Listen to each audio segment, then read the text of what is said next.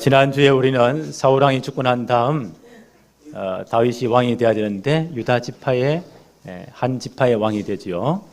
사울의 군대 장관 아브넬이라는 분이 대단히 유능한 장군인 것 같아요. 아주 지략도 있고 굉장히 사람도 잘 통치하고, 이 양반이 이제 사울 왕의 아들 가운데 좀 모자라는 사람 이스보셋을 꼭두가시 왕으로 세워가지고 자기가 모든 걸 좀 다스려 보려고요. 그래서 이제 10지파를 규합해서 사울 왕국을 유지하려고 합니다. 그러니까 이스라엘 공동체는 하나님을 왕으로 섬기는 한 신앙 공동체잖아요. 그건 두 왕이 존재할 수 없어요. 그러니까 자연적으로 다윗 왕가와 사울 왕가는 충돌이 날 수밖에 없지요. 한 7년 6개월 정도 충돌이 생깁니다.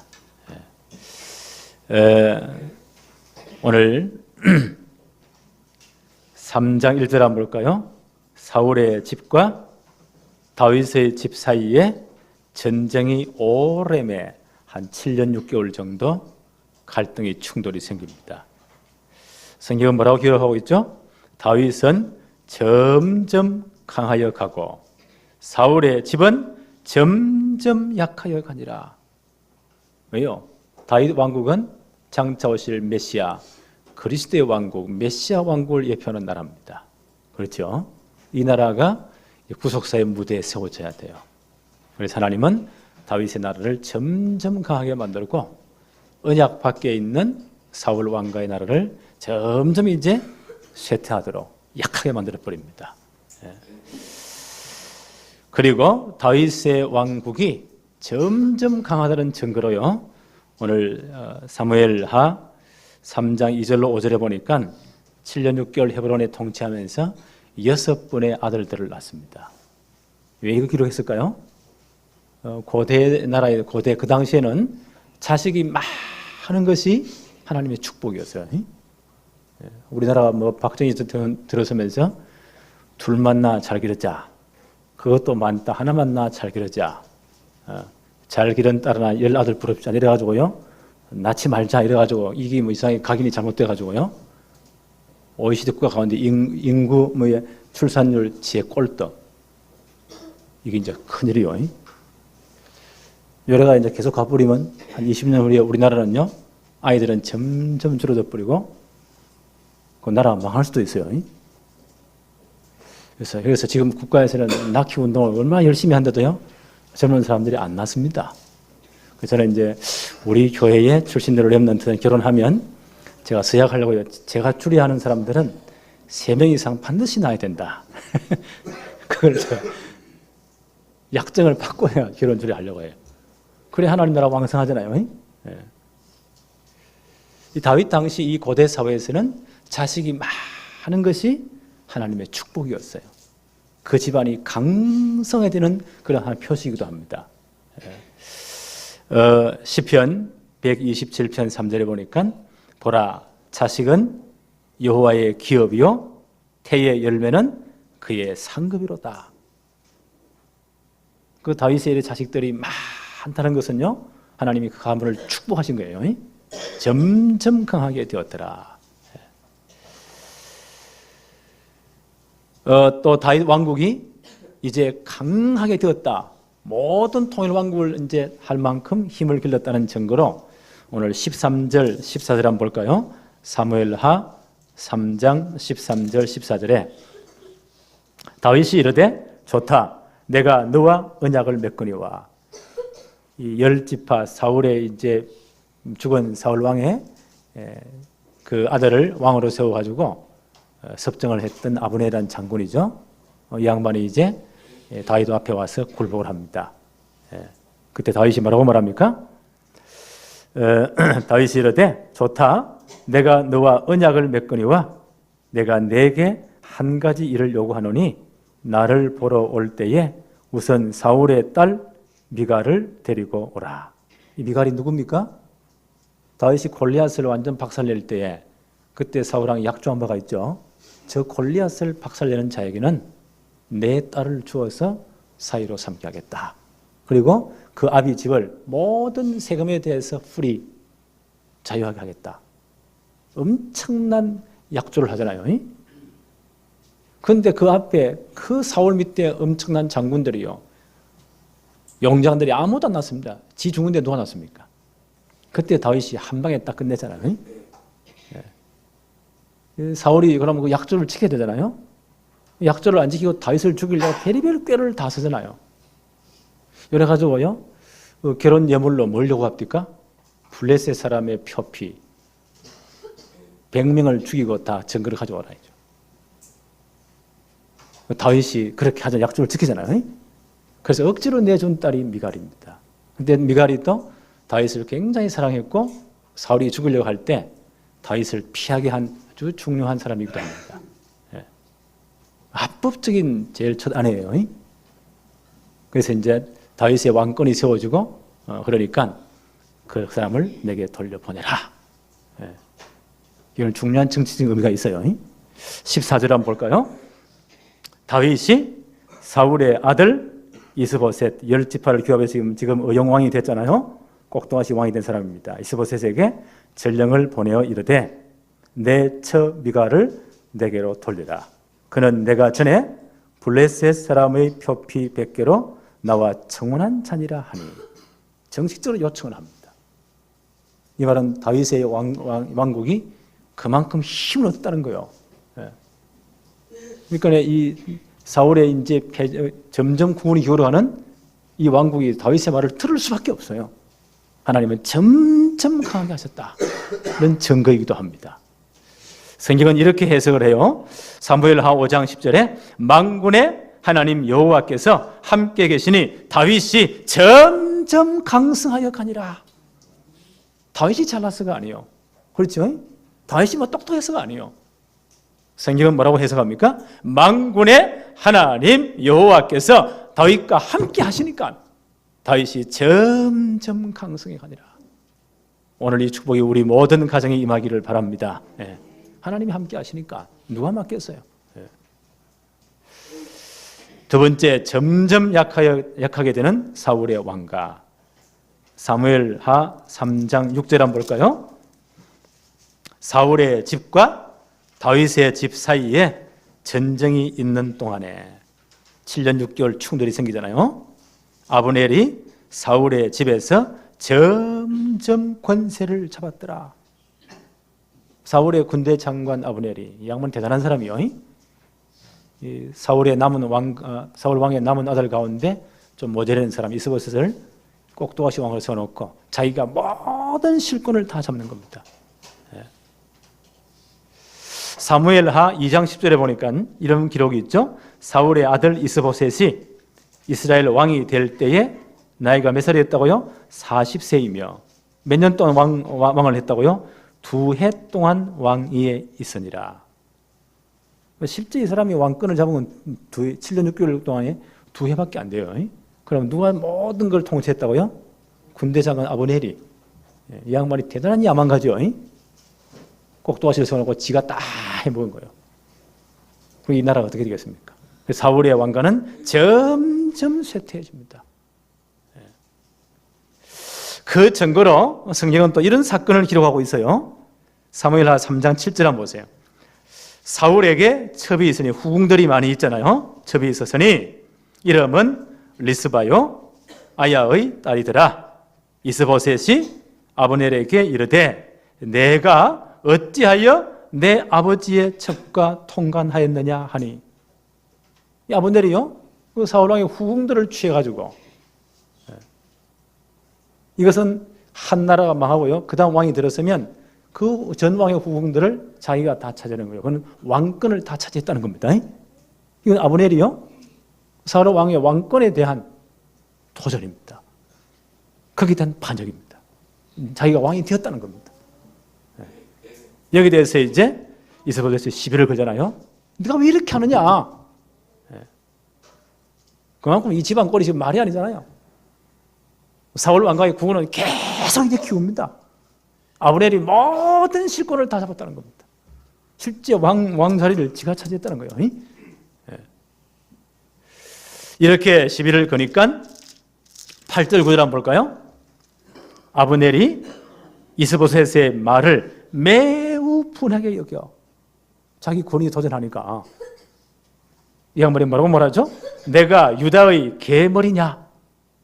내가 유다의 개 같은 자식이냐? 그 말이요. 이 개는 동양이나 서양이나 욕을 하는데 제일 먼저 나온 것 같아요. 성경은 좀 거룩하게 기록했잖아요. 내가 유다의 개 같은 자식이냐 그 말이요. 내가 이렇게 보잘것없는 하찮은 그런 존재냐 그 말이요. 당신 보기에 내가 오늘 당신의 아버지 사울의 집과 그의 형제와 그의 친구에게 은혜를 베풀어 당신을 다윗의 손에 내주지 아니하였거늘 당신이 오늘 이 여인에 관한 허물을 내게 돌리는 도다. 왜 시비 거느냐 이거요. 내가 아까 뜨거운 마음 잘못 먹으면 당신의 모든 형제들 사울 왕가를 다 다윗 손에 다 넘길 것이다. 내가 지켜주지 않았느냐. 지가 지금 왕 자리에 앉아 폼 다 잡으면서요. 이래가 지금 이스보셋의 공갈을 치는 겁니다. 9절 한번 볼까요? 여호와께서 다윗에게 맹세하신 대로 내가 이루게 하지 아니하면 하나님이 아브넬에게 벌 위에 벌을 내리심이 마땅하니라. 그러면서 이 나라를 다윗에게 다 넘기겠다. 홧김에 이 말을 하는 겁니다. 이 양반은 이미 알고 있어요. 이 나라는 누구에 속해야 돼요? 다윗에게 속해야 돼요. 하나님이 이미 기름 예수에 놓았잖아요. 그렇죠? 네. 자기 야망 때문에 지금 딱 이 권력을 쥐고 있잖아요. 네. 그래서 이제 진심이 나옵니다. 이 나라를 다윗에게 돌리겠다. 10절부터 한번 보세요. 그 맹세는 곧 이 나라를 사울의 집에서 다윗에게 옮겨서 그 왕위를 단에서 브엘세바까지 이스라엘과 유다에 세우리라 하신 것이니라 하매 이스보셋이 아브넬을 두려워하여 감히 한마디도 대답하지 못하니라. 왕자리지만 실권을 다 빼앗겼잖아요. 7년 6개월 동안 2년 동안 왕자를 했는데 그 다음에요 모든 실권을 다 빼앗깁니다. 아브넬이 이제 속 중심이 나오죠. 때가 다 했다. 게임이 안 되는구나. 이 나라를 다윗에게 바쳐야 된다. 이런 자기 중심을 말합니다. 그러면 자기가 박살나기 때문에 뭔가 협상을 해야 되겠죠. 이 나라를 다 바칠 테니까 내 미래를 보장해 달라. 정치가들이 이런 협상을 잘하잖아요. 이런 계산을 가지고 이제 밀사를 파송합니다. 계속 성경을 볼까요? 12절 한번 보십시다. 아브넬이 자기를 대신하여 전령을 다윗에게 보내어 밀사를 보냅니다. 이르되 이 땅이 누구의 것이니까? 또 이르되 당신은 나와 더불어 언약을 맺사이다. 지금 사울 왕의 아들 이스보셋은 완전 허수아비고요. 아무런 실권이 없어요. 이 아무리 모든 권력을 다 쥐고 있으니까 다윗 왕에게 이제 밀사를 보내어서 요청을 합니다. 언약을 맺읍시다. 내 손이 당신을 도와 온 이스라엘이 당신에게 돌아가게 하리다 하니 이 나라를 다 당신의 손에 드리겠습니다. 여러 가지 말을 했겠죠. 그때 내 자리를 나의 지위를 보장해 주십시오. 그런 여러 가지 말이 있지 않겠습니까? 13절에 다윗이 이르되 좋다. 내가 너와 언약을 맺거니와 내가 내게 한 가지 일을 요구하노니 나를 보러 올 때에 우선 사울의 딸 미갈을 데리고 오라. 그러하지 아니하면 내 얼굴을 보지 못하리라 하고 다윗은 자기의 정통성을 인정받고 싶은 거예요. 그렇죠? 합법적인 사울 왕의 사위입니다. 그렇죠? 그래서 이 나라에 대한 그 모든 나라를 다윗이 받는 것이 나는 정통성이 합법적이라는 것을 요구하는 겁니다. 성경을 계속 한번 볼까요? 자, 열어놓고 나서는 이제 이 아브넬이 물밑 작업을 다 하는 겁니다. 17절 한번 볼까요? 아브넬이 이스라엘 장로들에게 말하여 이르되 너희가 여러 번 다윗을 너희 임금으로 세우기를 구하였으니 아마 여러 지파의 장로들이 이 아브넬이 실권을 쥐고 있으니까 요구했는가 봐요. 이건 합법이 아닙니다. 다윗이 왕이 되어야 됩니다. 이 하나님의 뜻입니다. 이런 요구를 계속 했다는 거죠. 이 양반이 자기 권력 때문에 무시했다가 이제는 그들의 말을 듣습니다. 18절에 이제 그대로 하라. 여호와께서 이미 다윗에 대하여 말씀하시기를 내가 내 종 다윗의 손으로 내 백성 이스라엘을 구원하여 블레셋 사람의 손과 모든 대적의 손에서 벗어나게 하리라 하셨음이니라 하고 전 다른 열 지파들을요 설득을 합니다. 아브넬이 그들의 의견을 다 수렴합니다. 그리고 특별히 베냐민 지파는 사울 왕이 베냐민 출신이잖아요. 이 지파가 늘 반감이 많다요. 베냐민 지파까지 설득을 합니다. 19절 한번 볼까요? 아브넬이 또 베냐민 사람의 귀에 말하고 아브넬이 이스라엘과 베냐민 온 집이 선하게 여기는 모든 것을 다윗의 귀에 말하려고 헤브론으로 가니라. 모든 지파를 열 지파를 다 설득합니다. 마지막 베냐민 지파까지요 다 설득을 합니다. 다윗이 왕이 되어야 된다. 이게 하나님의 뜻이다. 네. 하나님 이렇게 하나님은 여기 하나님의 작업이에요. 이게 하나님의 작업입니다. 하나님이 이렇게 하시는 거예요. 다윗이 이걸 놓고 얼마나 많이 기도했잖아요. 하나님은 이렇게 사람의 마음을 움직이기도 합니다. 그래서 이분이 이제 자기 부하들을 데리고 마지막 협상을 하려고 다윗이 있는 헤브론으로 옵니다. 20절 한번 볼까요? 아브넬이 부하 20명과 더불어 헤브론에 이르러 다윗에게 나아가니 다윗이 아브넬과 그와 함께한 사람을 위하여 잔치를 배설하였더라. 21절에 아브넬이 다윗에게 말하되 내가 일어나 가서 온 이스라엘 무리를 내 주 왕의 앞에 모아 더불어 언약을 맺게 하고 마음에 원하시는 대로 모든 것을 다스리게 하리이다 하니 이 나라를 다 당신께 드리겠습니다. 당신이 이제 통치하십시오. 이 모든 통일 왕국의 왕이 되십시오. 마지막 협상을 합니다. 하니 이에 다윗이 아브넬을 보내고 그가 평안히 가니라. 이렇게 협상이 끝났습니다. 자, 그 다음이 이제 문제예요. 세 번째 대자 한번 봅시다. 여호와 앞에 무죄한 다윗의 왕국. 22절 한번 볼까요? 다윗의 신복들과 요압이란 장군은 요압이 누구냐면 다윗의 형제들이 꽤 남자 형제들은 8분이었잖아요. 그 누나들도 꽤 많이 있었어요. 그 누님 가운데 아마 나이가 꽤 많은 분이죠. 다윗이라 말하면 조카들이요. 요압이 그 다윗의 누나의 아들입니다. 요압, 아비세, 아사엘 이 세 양반이 다윗의 누님의 아들이에요. 그럼 다윗의 어떻게요? 조카뻘이 돼요. 그 다윗이 막내 아들이잖아요. 옛날에는 자식들을 많이 낳으니까 나이차가 굉장히 많았잖아요. 그러니까 조카하고 삼촌하고 나이가 비슷할 수도 있고요. 어떤 때는 조카가 더 나이가 많아요. 우리도 그런 경우 있잖아요. 요압이 누구냐? 다윗에게는 조카뻘 되는 분입니다. 이 세 형제분 요압, 아비세, 아사헬 대단한 용사들입니다.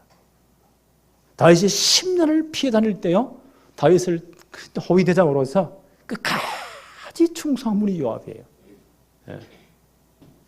대단한 용장입니다.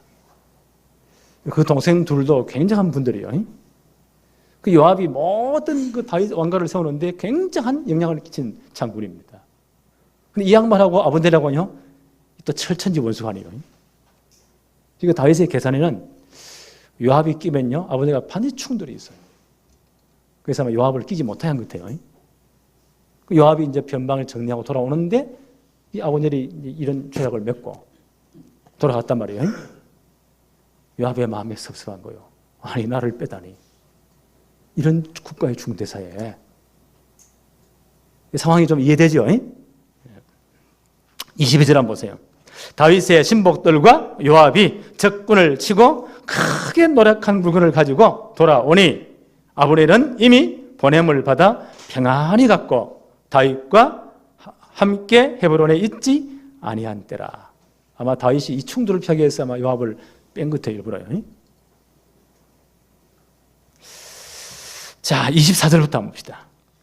요압이 왕에게 나아가 이르되 어찌하시니까? 요압이 서운한 거예요. 아브넬이 왕에게 나아왔거늘 어찌하여 그를 보내 잘 가게 하셨나이까? 편안히 왜 가게 놔둡니까? 25절에 왕도 아시르니와 넬의 아들 아브넬이 온 것은 왕을 속임이라. 그가 왕이 출입하는 것을 알고 왕이 하시는 모든 것을 알려 합니다. 정탐꾼으로 스파이로 받지 않았습니까? 어찌 그놈을 내보냅니까? 라고요, 자기 서운함을 표현합니다. 이 양반이 또 대단한 분이요. 26절 한번 보세요. 이에 요압이 다윗에게서 나와 전령들을 보내 아브넬을 쫓아가게 하였더니 시라 우물가에서 그를 데리고 돌아왔으나 다윗은 알지 못했더라. 왕 몰래 모든 협상을 메고 돌아가는 아브넬을 다시 불러드립니다. 무슨 자기 나름대로 정치인 계략이 있죠. 음모가 있는 겁니다. 이 3장 사무엘하 3장 27절 한번 보세요. 아브넬이 헤브론으로 돌아오매 요압이 더불어 조용히 말하려는 듯이 그를 데리고 성문 안으로 들어가 거기서 배를 찔러 죽이니 이는 자기 동생 아사엘의 피로 말미암음이더라. 정치적인 정적이 될 수가 있잖아요. 아브넬도 보통 사람이 아니거든요. 사울 왕과 전체를 좌지우지했잖아요. 저놈이 오면 요압 자리가 위태하잖아요. 이런저런 감정에서 핑계는 좋아요. 아브넬을 찔러 죽입니다. 이런 또 큰 위기가 또 온 거예요. 성경은 이렇게 또 변명을 해요. 이 31절 한번 볼까요? 요압과 그 동생 아비세, 형제분이잖아요. 아브넬을 죽인 것은 그가 기브온 전쟁에서 자기 동생 아사엘을 죽인 까닭이었더라. 핑계는 이렇게 돼요. 우리 지난장에 조금씩 했는데요. 기브온 전투. 그 기브온이라는 지역은 기브온 못이 굉장히 큽니다. 수량이 풍부해요. 이스라엘 나라는 물이 없는 지역이잖아요. 그 물을 누가 차지에 따라서 나라의 그 여러 가지 영향이 달라져요.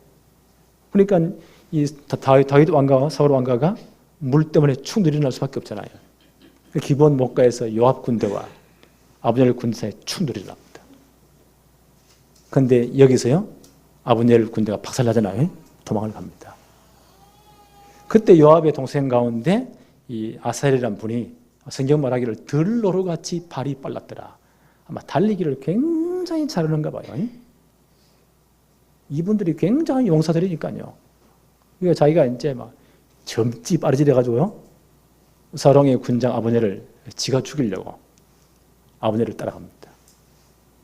그때 아브넬이 말합니다. 돌아보면서요, 아사엘아, 왜 나를 쫓느냐? 네가 전공을 세우고 싶으면 다른 청년 하나를 잡고 군복을 벗겨하라. 내가 너를 죽일 일이 무슨 일이 있느냐? 내가 너를 죽이면 너 형 요압을 내가 어떻게 보겠느냐? 아브넬이 많은 계산을 한 거지요. 나를 피해라, 따라오지 마라. 근데 이 양반이 얼마나 이 젊은 사람이요, 용기 백배한지 계속 뛰어갑니다. 그때 오는 가속도에 의해서 아브넬이 그냥 창 뒤로가 내리 찔러버립니다.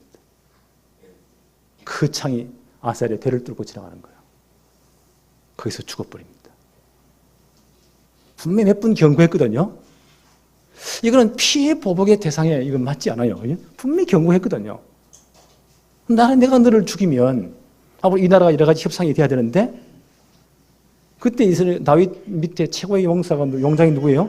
요압이고, 사울 왕가의 최고의 실권자 누굽니까? 아버님이잖아요. 이게 마주 앉아야 되는데 네 형 얼굴을 어떻게 보겠냐? 나를 피해라. 왜 죽음을 자처하느냐? 근데 아사엘이요, 좀 우둔하지요. 이게 지 힘만 믿고 뛰어가다가 그냥 찔러 죽어버립니다. 여기서 요압이 서서한 거예요. 요압과 아비새와 아사엘, 요 세 형제분이요, 다윗의 조카뻘이잖아요. 요압이 서서한 거예요. 아니, 내 동생을 죽였는데 왜 삼촌뻘 되는 당신이 이 양반을 그 죄책을 묻지 않고 그냥 보냈냐 이거요. 요 핑계를 대는 겁니다. 아브넬을 찔러 죽입니다. 이래 되면 이건요, 지금 협상에 큰 문제가 오는 거예요. 다윗이 지금 뭐가 돼야 돼요? 통일 왕국의 왕이 돼야 됩니다. 이 나라가 피보복으로 세우지 못하겠습니까? 요압이 자기 동생의 일을 핑계대지만요, 이건 정당화되지 못하는 사건이에요. 여기서 우리는요, 요압의 영적 상태를 봐야 됩니다. 하나님의 계획보다는 이 나라가 어떤 나라입니까? 다윗이 세울 나라는 메시아 왕국을 예표하는 나라입니다. 철저히 하나님의 뜻에 의해서요, 모든 일이 진행돼야 되고 하나님 앞에 서야 돼요. 그렇죠? 하나님의 뜻에 따라 진행되어야 돼요. 이 나라는 복음의 원리대로 세워져야 돼요. 근데 개인적인 감정이 없습니다. 내가 없습니다.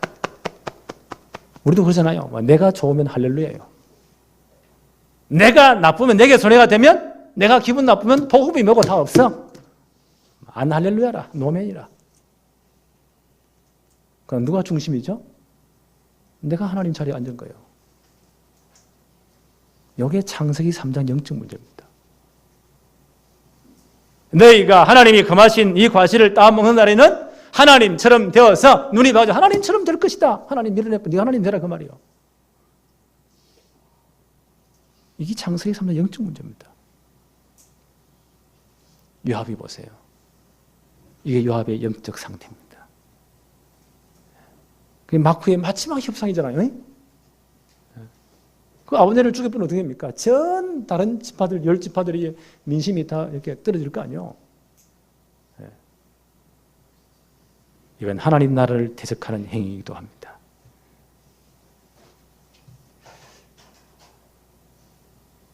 다윗의 나라는요, 메시아 왕국을 예표하는 나라입니다. 하나님의 뜻에 따라서 복음의 원리대로 세워져야 돼요. 요압이 복음의 원리를 무시해버립니다. 로마서 1장 16절 17절에 내가 복음을 부끄러워하지 아니하노니 이 복음은 모든 믿는 자에게 구원을 주시는 하나님의 능력이 됨이라. 복음 이끌어 뭐라고요? 하나님의 능력. 우리는 이 복음의 능력을 믿습니다. 첫째는 유대인에게요, 그리고 헬라인에게로다. 복음에는 하나님의 의가 나타나서 믿음으로 믿음에 이르게 하나니 기록된 바 오직 의인은 믿음으로 말미암아 살리라 함과 같으리라. 다윗의 나라는 복음의 원리에 따라 세워져야 돼요. 인간의 감정에 따라 피해 법으로 세워지면 안 돼요. 이 요압의 영적 상태가 보세요. 요한복음 19장 30절 예수님이 마지막 십자가에서 하신 말씀 다 이루었다. 그렇죠? 복음을 완성하신 겁니다. 우리는 이 복음의 원리에 따라서 복음의 능력으로 살아야 됩니다. 아브라함의 이 요압의 영적 상태는요, 이게 완전하지 않다는 거예요. 이게 충분하지 않다는 거예요. 우리는 말하잖아요. 복음은 모든 것이라고. 모든 것이 아니라는 거예요. 내 감정대로, 내 이익대로 내가 주인 되어가지고 내가 하나님 자리 되어서 내 마음대로 해야 돼요. 그래서 복음이 필요 없잖아요. 이런 영적 상태가 창세기 3장 상태예요. 이런 영적 상태를 가지고는요, 절대 영적 문제를 못 이깁니다. 여기에 사단이 틈을 타는 겁니다. 베드로전서 5장 8절 9절에 근신하라, 깨어라, 너희 대적 마귀가 우는 사자같이 두루 다니며 삼킬 자를 찾나니. 우리에게 뭐가 있다고요? 우리의 대적이 있습니다. 처음부터 아담 하와를 넘어뜨렸잖아요. 이게 끝까지 역사합니다. 너희 대적 마귀가 어떻게 한다고요? 두루 다니며. 이렇게 돌아다녀요. 누구를 찾는다고요? 삼킬 자를 찾나니. 요압의 이 영적 상태가 보세요. 이 사단에 딱 걸리기 좋은 상태입니다. 너희는 믿음을 굳게 하여 그를 대적하라. 마귀를 대적하란 말이에요. 요압이 여기에요. 자기 개인 감정에, 그렇죠? 자기 사사로운 욕심에, 야망에 넘어져 버립니다. 그래서 아브넬을요, 다윗 허락 없이 칼로 찔러 죽입니다. 이러면요, 전체 여론이 막 이상하게 되어버린 거예요. 다윗 왕국을 세우는 일에 반역 행위를 합니다. 참 안타깝지요. 갈라디아서 5장 22절 23절에 성령의 9가지 열매에 대해서 말씀해요. 기독교 교육을 연구하는 학자들은 성령의 9가지 열매가 반드시 우리 기독교인들에 나타나야 된다. 그래서 기독교 교육을, 복음 교육을 이렇게 해야 된다 말하는 학자들이 많이 있어요. 나도 맞다고 생각해요. 그 9가지 열매가 뭐죠? 사랑, 희락, 화평, 오래 참음, 자비, 양선, 충성, 온유, 절제니라. 온유함과 절제함. 요압이 보세요. 영적 상태가, 영적 문제, 온유와 절제가 없는 겁니다. 자기 감정을 절제하지 못합니다. 베드로전서 5장 6절 7절 이렇게 말씀합니다. 그러므로 하나님의 능하신 손 아래서 겸손하라. 때가 되면 너희를 높이시리라. 너희 염려를 다 주께 맡기라. 이는 그가 너희를 돌보심이라. 늘 돌보고 있지 않느냐. 겸손해라. 때가 되면 하나님이 너희를 높이신다. 우리가 제일 많이 오는 게 뭐죠? 염려를 주께 뭐요? 맡기라. 염려를 가지고 있으면 내가 골병 들어요. 주께 맡기라. 왜냐하면 하나님이 너희를 늘 돌보기 때문이다. 그 요압 영적 문제가 뭐예요? 겸손하지 못한 거예요. 자기 야망 때문에요. 그리고 온유하지 못합니다. 울분을 참지 못해요. 절제가 안 돼요. 염려를 주께 못 맡겨요. 아니 저놈이 지금 막부 협상을 해서 전 열지파를 다 데리고 통일왕국이 되어지면 분명히 한 자리 줄 거 아니에요? 그럼 내 위치는 어떻게 되냐 이거야.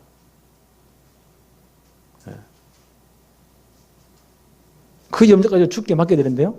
그 염려가 확 흘려옵니다. 이 절제가 안 되는 거예요. 그렇게 조급해집니다. 그러면요, 그거밖에 안 보여요. 그 다음 게 안 보여. 아브넬을 불러와가지고는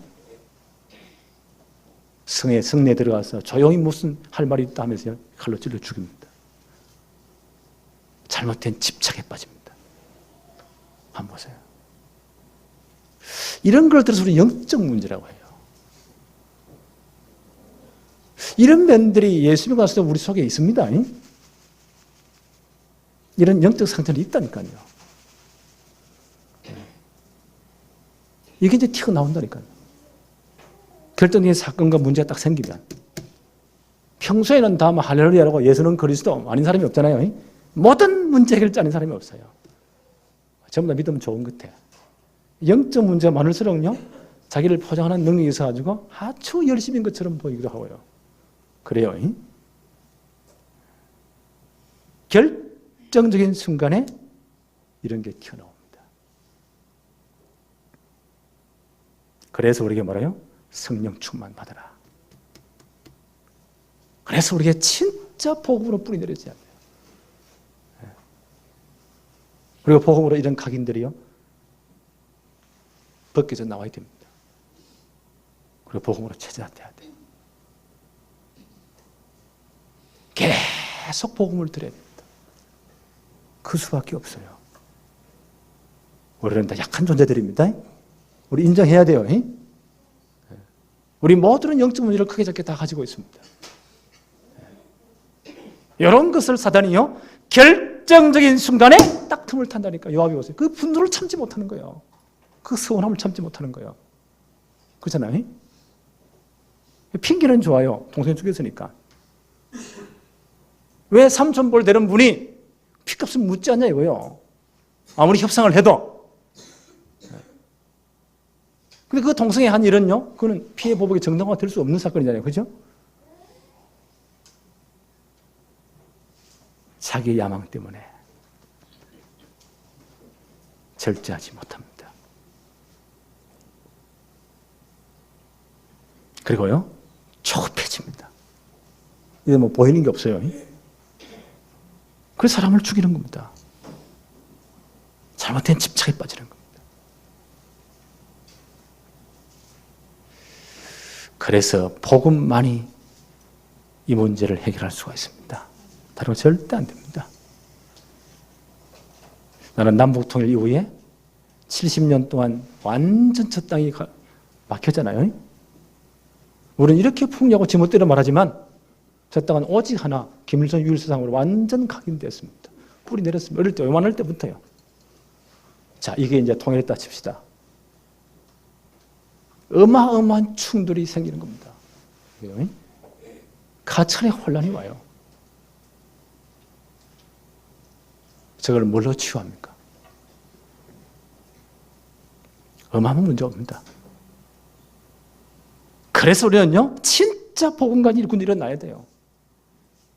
저 땅을 치유하기 위해서 이 완충제, 저 땅을 진짜 치유할 사람을 위해서 하나님은 북한 지하교회 성도를 남겨놓았다. 그들은 거기 물리지 않았거든요. 그 공산주의 바벨론 음료에 절하지 않았어요. 그들 하나님 남겨놓았다. 나는 그렇게 해석합니다. 그들을 다 일으켜야 됩니다. 진정으로 말씀으로 복음으로 훈련시켜야 돼요. 그들 통해 저 땅을 치유해야 돼요. 이런 영적 문제는 다 있습니다. 오늘 우리가 다 있다는 거 이거 인정해야 돼요. 하나님 인정하면 돼요. 나는 이렇습니다. 나를 치유해 주십시오. 그래서 나는 복음이 필요합니다. 그래서 복음을 계속 묵상을 안 합니까? 제가 이걸 가만히 생각하면서요. 안 되겠다. 한 달에 한 번씩 칠방 갖다 놓고 우리 복음 메시지를 계속 해야 되겠다. 한 달에 한 번씩은. 이거 계속 뿌리 내려야 되겠다. 어떤 분은 하도 안 돼가지고요. 간증 들어보니까 그 복음 메시지, 십자가 메시지를 한 1000분을 써봤대요. 이걸요. 그리고 뭐가 확 터지더래요. 그때 영점이 해결되면서요. 다른 사람 영적 상태가 보이더래요. 그거 말하는 그 사람이 어쩌면 이렇게 내 문제를. 그때도 진짜 전도문이 열리더래요. 그래서 아무리 생각해도 복음 외에는 다른 길이 없다. 제 결론입니다. 우리 교회는 이거 말해야 되겠다. 사무엘하 3장 28절부터 한번 봅시다. 28, 29절에 그 후에 다윗이 듣고 이르되 넬의 아들 아브넬의 피에 대하여 나와 내 나라는 여호와 앞에 영원히 무죄하다. 오늘 제목을 다윗과 다윗의 왕국이라 정했습니다. 나와 내 나라는 여호와 앞에 영원히 무죄하다. 다윗 시킨 게 아니잖아요. 다윗 허락한 것도 아니잖아요. 29절에 그 죄가 요압의 머리와 그의 아버지의 온 집으로 돌아갈지어다. 또 요압과 요압의 집에서 백탁병자나 이게 유출병을 말하는 거예요. 나병 환자나 지팡이를 의존한 자나 칼에 죽은 자나 양식이 떨어진 자가 끊어지지 아니할지로다 하니라. 이런 저주를 합니다. 참 안타깝죠. 왜냐하면 다윗 왕국은 메시아 왕국의 예표가 되기 때문에 이 나라는요 철저히 하나님의 뜻에 세워져야 돼요.